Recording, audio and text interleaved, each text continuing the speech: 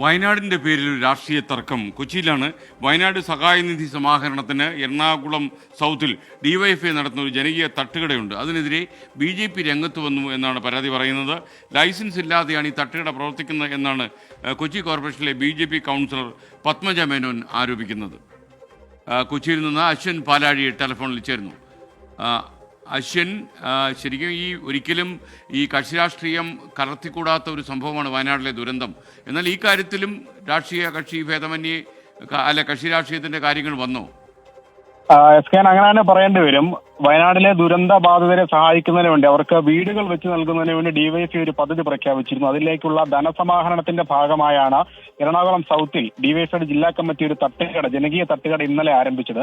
അതിന് വലിയ പിന്തുണയും ജനങ്ങളുടെ ഭാഗത്തുനിന്ന് വലിയ പിന്തുണയും ലഭിച്ചതാണ്. എന്നാൽ ഇന്ന് ഈ തട്ടുകട തുറക്കാൻ എത്തിയപ്പോഴാണ് BJP കൗൺസിലർ ഒരു പ്രതിഷേധവുമായി ഇവിടെ എത്തിയത്.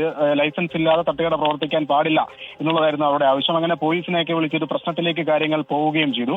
എന്തായാലും അത് വയനാട് ഒരു ദുരന്തബാധിത മേഖലയിലേക്കുള്ള സഹായമായതുകൊണ്ട് തന്നെ തട്ടുകട തുറന്ന് പ്രവർത്തിക്കുമെന്നുള്ളതാണ് ഡിവൈഎഫ്ഐയുടെ നിലപാട്. BJPക്കെതിരെ കൂടുതൽ പ്രതിഷേധത്തിന് ഒരുങ്ങുകയാണ്. കൂടുതൽ തട്ടുകടകൾ പലയിടങ്ങളിലായി ജനകീയ തട്ടുകളിൽ ആരംഭിക്കാനും ഡിവൈഎഫ്ഐ തീരുമാനിച്ചിട്ടുണ്ട്.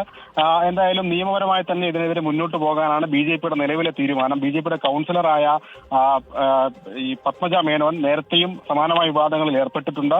ഇവർ BJPയുടെ മഹിളാ മോർച്ചയുടെ ദേശീയ സെക്രട്ടറി സ്ഥാനത്തൊക്കെ പ്രവർത്തിച്ച വ്യക്തി കൂടിയാണ്. എന്തായാലും ഡിവൈഎഫ്ഐ ഇതിൽ നിന്ന് പിന്മാറാൻ നിലവിൽ തയ്യാറല്ല.